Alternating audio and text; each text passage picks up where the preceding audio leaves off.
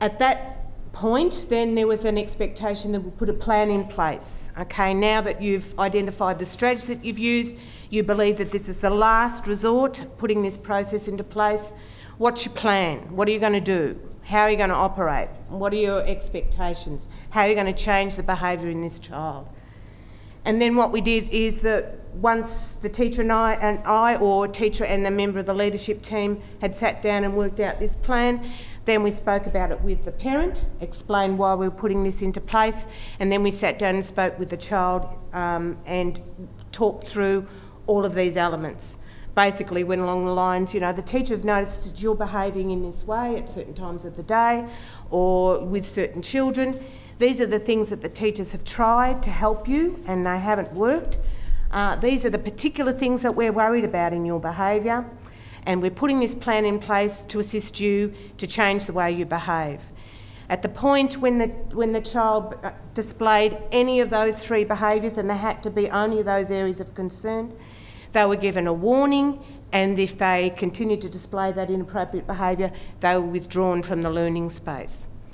We have had a focus of ensuring the rights and responsibility of all kids, and the students that are on these plans, it's been made very clear that the reason why this is happening is because you're stopping the learning of others. The kids were withdrawn to a space where they were supervised. They were withdrawn only for a session, so if they went out at the beginning of a session, they went back into the learning space at the start of the next session. When they were withdrawn, the teacher that was supervising them recorded what time they were sent from the learning space. They recorded what the child said was the reason they were withdrawn from the learning space, and it was recorded which teacher sent them out. Because not only did we want to monitor the child's behaviour, but we wanted to monitor whether there was anything going on with the relationship between the student and the child, student and the teacher. Okay, we have kept data on this because we wanted to know its effectiveness. The things that we did after Ray came out was we added in our process a warning.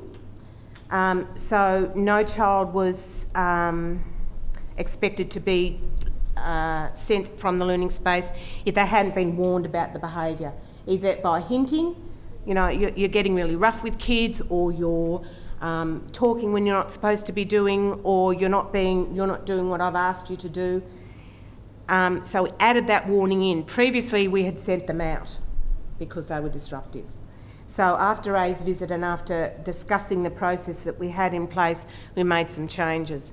The other enormous change we made is, because largely out of a population of around the 200, there's only 8 at the moment on behaviour management plans.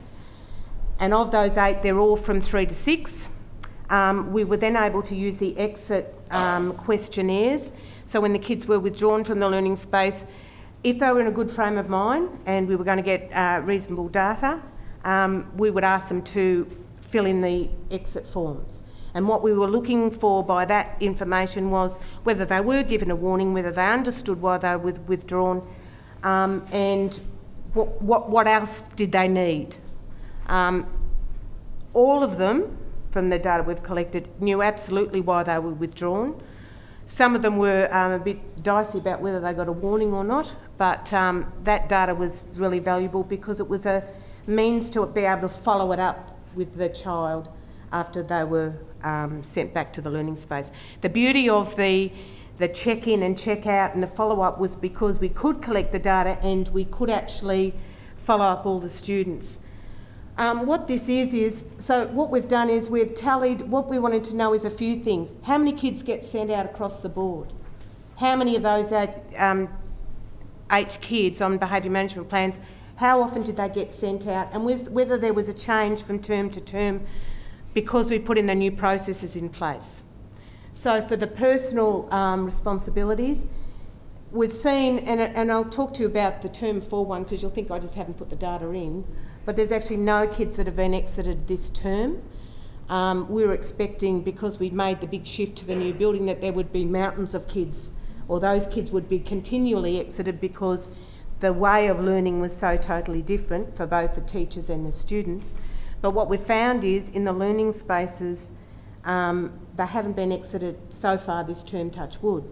That may mean because of the learning spaces. It might mean because we've followed up every child. It might mean because we've been very pedantic about which kids are on behaviour management plans. Because there's only 8, you can successfully follow them through. Can't quite work out why the data's looking so good.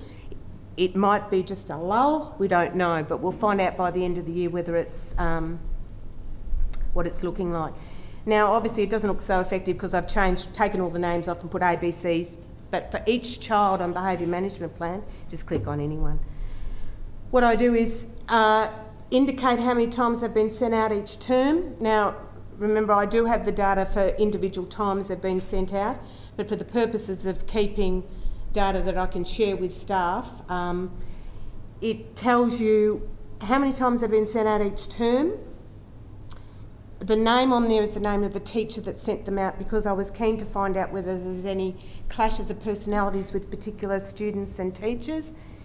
And it gives each, and it's something that you can talk to each child about. So when the child comes in, and you'll see that I take notes about each visit and what goals they want to achieve and what they want to do to change the behaviours.